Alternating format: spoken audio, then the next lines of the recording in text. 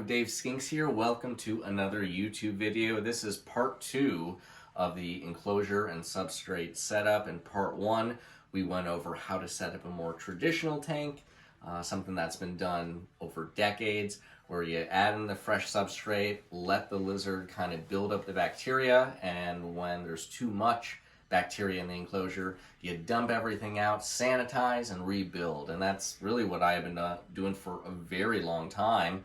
But then somebody turned me on to going bioactive, and at first I was a little intimidated. Do I want all of these creepy crawlers in my tank with the lizard? Let me assure you, it is fine. So let's take a look at the enclosure we're working on now. So this is the enclosure for our lone eastern. I just got this guy a few months ago from Kira Thomas. She operated Thomas Skinks. They're going out of business, and so I snagged this guy up. He is a hypo Brisbane eastern, Tiliqua scincoides. He has been living in this fresh enclosure for a few months, adding the necessary bacteria that the bugs will need to thrive.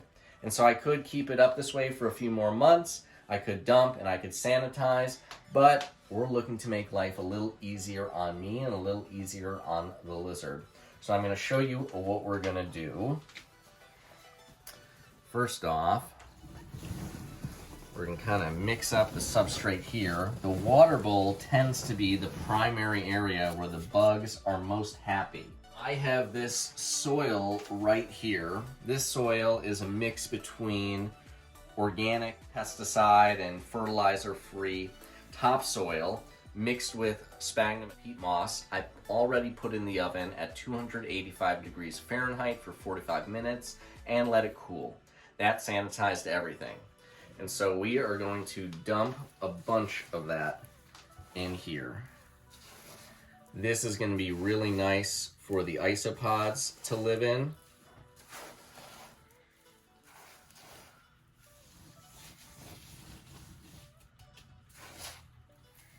All right, that should be good. We're going to add more. You'll see in just a moment.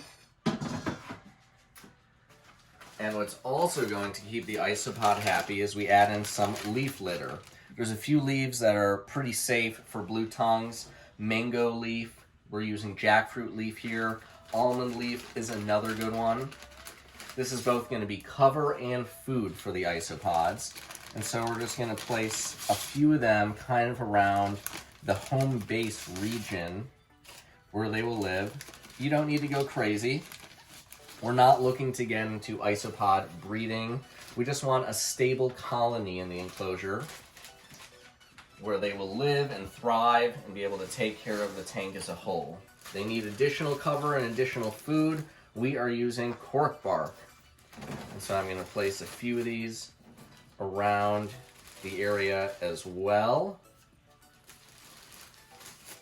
I'll put one kind of in the center there. Maybe I'll move a leaf closer to the center. All right, that should be good. So now we've got many of our other tanks. This project started a year or 2 years ago. I got 30 bugs from one of my buddies. Well, maybe not 30. So he gave me 30 powdered orange isopods, 30 powdered blue isopods, and 30 dwarf white isopods. We put them all into one enclosure, and mostly, I occasionally see a blue, even occasionally see a dwarf white, but mostly the powdered oranges are the ones that thrive. And after about 90 to 120 days, their population has expanded to the point where I can scoop out some, migrate them to a new tank, and keep doing this over and over and over as the population expands until we've got all 22 enclosures completely bioactive. And so we're going to get another tank set up. And I do recommend going the old traditional style to start off, and then waiting for some bacteria to build up, because the isopods are going to live off of the poop and the mold and the bacteria that'll just naturally come with the tank over time. And so if you put them in a fresh, clean tank, you're going to need to feed the isopods. Peas are a really good thing, but I like to start when there's already a few months worth of bacteria in here. So this tank is going to be ideal to harbor the isopod life. And so we're going to go into a few of the enclosures now. We're going to start scooping out the bugs, and we're going to try to be as quick as possible. So let's take a look.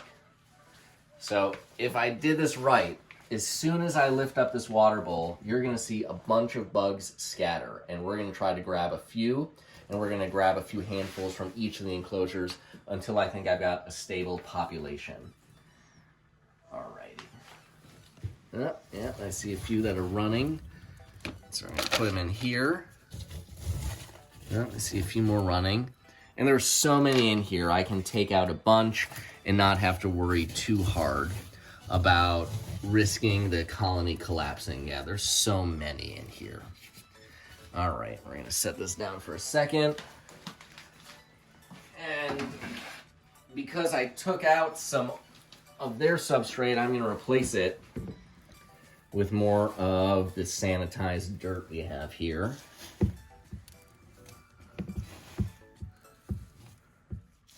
And I'll also go back over and add some water to this because they definitely need moisture.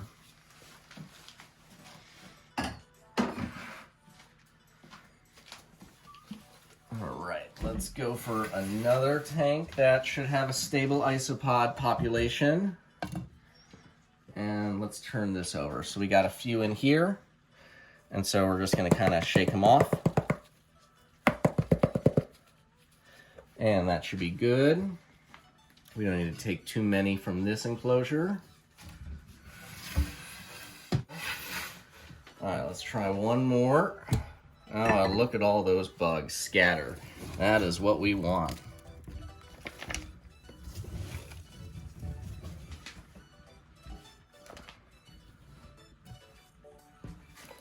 All right, so you can see all the bugs scattering in there.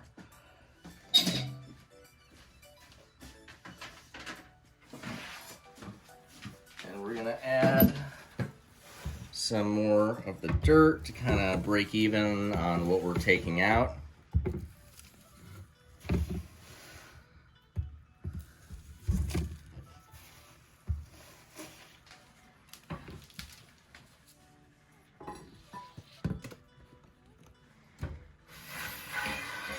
And let's go for one more enclosure. Cinnamon is a wild one, so hopefully I don't get bit here. Oh, all right.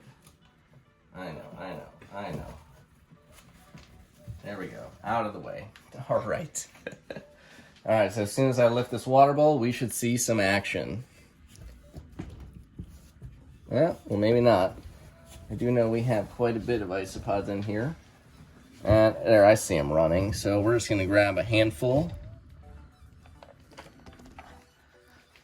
And that should be a pretty stable population now for a new enclosure. So if you look in here, we got plenty of dirt, plenty of bugs roaming around. So I'm gonna set this down for a minute. We're gonna add in some more dirt. It's a cinnamon's enclosure.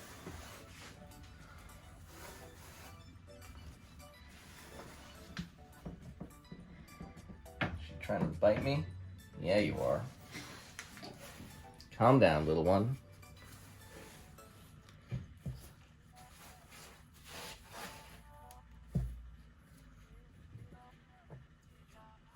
Alrighty, now let's add the bugs in, and we're just gonna kind of dump them in like this, and they will find their new home.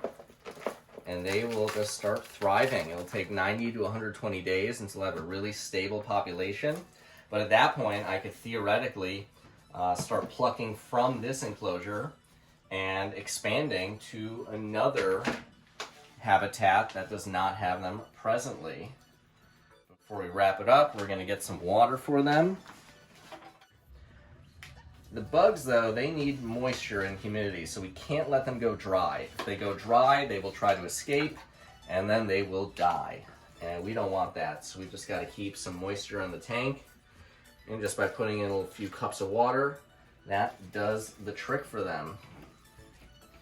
And that's it. That's all there is to it, really. Pretty easy. And the bugs will live off of the natural bacteria, mold, and poop that comes into the tank.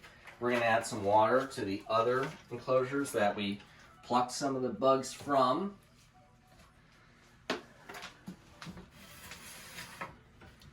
Just to make everybody happy. And if you feel there's not enough food in the bugs enclosures, or I'm sorry, in the lizards enclosures for the bugs, you can just take a couple frozen peas, bury them into the substrate, and they'll be good to go. I don't do anything else fancy for them, and I've had a lot of success doing this over the past 2 years.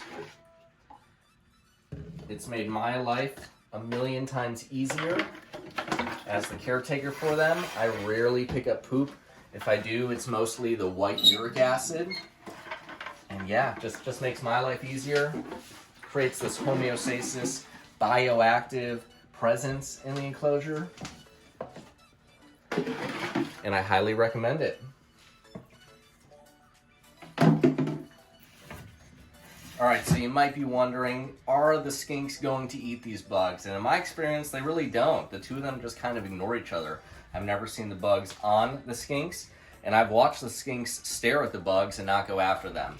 Maybe if they're babies and they're a little bit smaller, they might try to, go for that sort of predator-prey relationship and go after them, but in my experience, it just does not happen. So that's all I have to show you on today's video. If you got any questions, feel encouraged to message me below or shoot me an email at davesbtskinks@gmail.com. Go to our main website down below. Feel free to message us there. We got some baby skinks coming up, so if you're looking for your own blue tongue, feel encouraged to reach out. Thanks for watching.